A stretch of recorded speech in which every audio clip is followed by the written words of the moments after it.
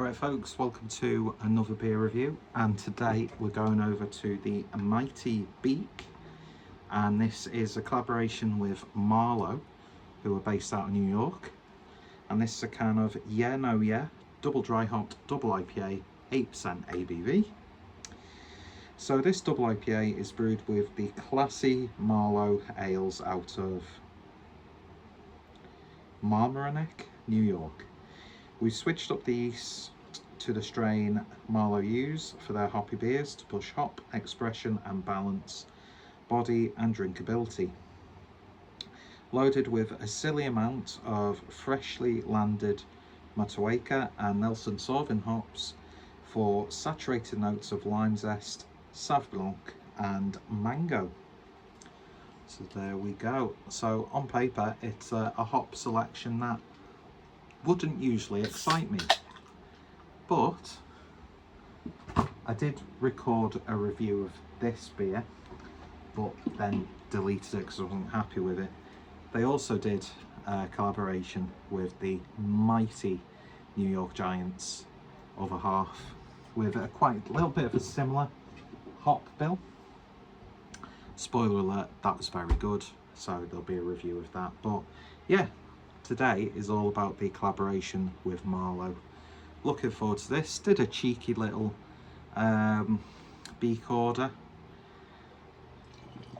Pretty much have this, the other half beer, a smoothie sour and an imperial sour. All the ones I've got left are collaborations. So yeah, it was good to buy a little bit of Beak again. Very nice glassware, this lovely shape. It's a little bit dirty because it's just been rinsed, not cleaned properly. Hey ho, I'm a scruff bag and I'm sweating my bollocks off. So beer in the glass then, and yeah, just look at that. The opacity, it's like chalky, yellowy. You could dip your finger in and it'll leave an imprint. That's the sort of vibe I'm getting. Headers reinforced really nicely. Looks actually quite aesthetically pleasing, the way the Beak logo is situated in between the top and bottom of that white foamy, little bit creamy looking head. Just looking the absolute, especially in this weather. I've talked about my bollocks. This looks like the dog's bollocks. Crass, crude for no reason. But yeah, looking very nice indeed. Let's give it a sniff. And it definitely has that like grapiness there. That's a bit of a, in this socio-political climate, to use the word grape. See, it's stuff like this why I ended up deleting the first other half review. Anyway, corrupted mind, that's all it is. But yeah, it's got that like grape musk dryness on the nose. Definitely some sort of tropical hints. There's maybe a hint of like a coconut-esque aromatic sweetness there. But it's smelling pretty damn good. Not too sweet, not too herbal. A little bit sort of like musky and dry smelling. But smells very good. Let's see what we get on the taste. Cheers, everyone.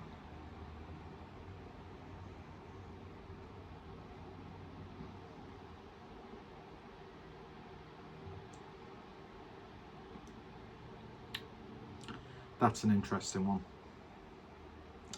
And if you're a lover of potent, dry New Zealand hops, I think you're going to really enjoy this.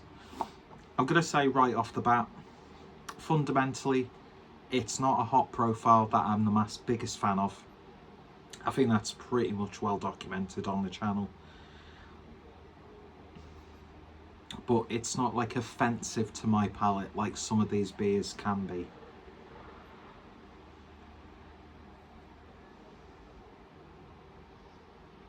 The thing I get with IPAs like this, to me, there's like no sort of like refreshment factor to them.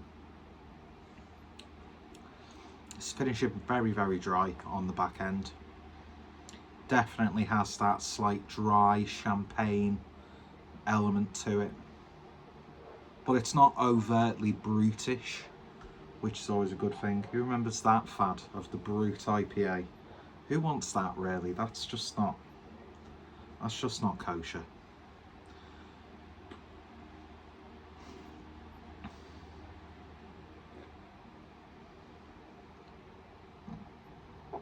Lovely mouthfeel. There's like that slight zestiness to it, but it's not like a predominantly citrusy sort of flavour. It's very savoury, I would say. And yeah, like I said, it's not my sort of like go-to flavour profile, just being brutally honest. But it's a very well made double IPA. The initial flavour, as that beer hits the tongue for the first time, it's really nice and satisfying. There's a little bit of fruitiness there. But then as the beer progresses on its journey down your gob, it just gets very dry, grape musk, Sauvignon Blanc sort of thing. So if you're partial to your wines, I think you're going to enjoy this. It's like a little bit like a spritz-ish thing going on. Almost, but not really.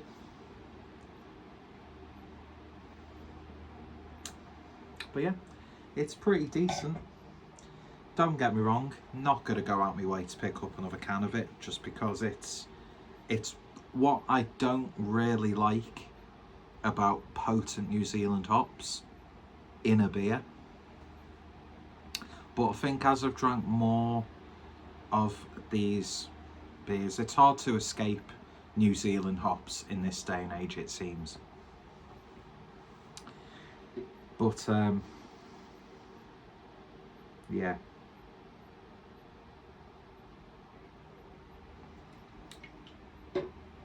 I'm liking it, and I'm going to enjoy the rest of it. But it's far from like one of my favourite Beak beers, it has to be said. It's just nice to try another beer from a brewery overseas, or who are involved in the beer, that I've probably heard of them, but I've never really seen any of their beers around. They may have made their way over in like tap takeovers and, you know, as at fringe events at festivals. I'm not too sure, but yeah, not bad at all. It's just one thing I don't like is the aftertaste for me. That's probably the thing that's niggling the most. And am I breaking my rule here of like putting, but then again, that's beers that just have no character, that are boring, alright, they're nice, or just not that good. What's the point in reviewing those beers? This actually has something about it. There's definitely a uniqueness there. And just because it doesn't tick all my boxes, doesn't mean it won't tick all your boxes. And I'd say if you like those hops, definitely give it a try. Big lover of Beak, the brewery, not the substance. And although one is partial, but one will never pay for it, because one is a stingy bastard. But yeah, not bad at all. Go check out both breweries. I've got a few. Hopefully I'll be reviewing the last few of the Beak order that I have, because the reviews have sort of dried up a little after that little burst of content. It's just because I'm in this habit now of just, and this is mental, this is like a foreign concept of just buying beers and enjoying them, and not necessarily picking out flavours and things like that. But yeah, it was nice to get beer reviews up and running again, because I enjoy doing this. Because I don't really, outside of the people I've met through this, don't really have much opportunities to talk about beers. Although I think a lot of us can relate to this, but you become that sort of like the beer guy in your family, your friend circle, and your work life, which is great when it comes to like the birthday club in work, because 9 times out of 10 you're getting free beer, really, regardless of what that beer is. Free beer is free beer, and I'm far from a person to judge or turn my nose up, even at a nice cold Budweiser. Do you know what I mean? Yeah, don't know what point I was trying to make there. Go check out Beak, go check out Marlowe, links in the description, and there's quite a few Beak reviews on the channel. I really enjoy their collabs that they do with the American breweries. I mean, there was that monster of a collab they did with Finback a couple of years ago, maybe for a few years ago, because there's a difference. A couple is 2, a few is more than 2. I don't like it when people refer to something that happened 2 years ago as a few years ago, and vice versa. Unfortunately, they didn't do merch with the other half beer. I did nearly buy a long sleeve t-shirt, but I thought it's unnecessary because I'll hardly be wearing it over the next few months, and as I do tend to drink more around this time of the year, it just won't fit by the time it's a comfortable and socially acceptable period to wear long sleeve t-shirts again. Anyway, that's just the first world problems that I have to live with on a daily basis, and it's a tough life. It's not really, it's a piece of piss. I've got nothing to actually really worry about.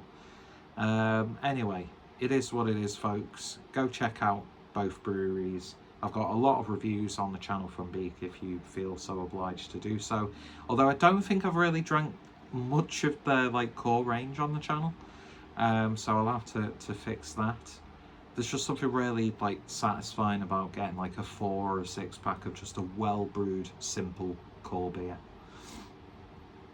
Anyway, I'm waffling now, and I'm gonna have, even though it's like plus 30 degrees, I'm making myself a pizza, and then I've got to go to a gig tonight, which is going to be absolutely fucking boiling inside there as well. It's hard being fat and blonde. How did the Aryans deal with summer? I don't know. Cheers, guys.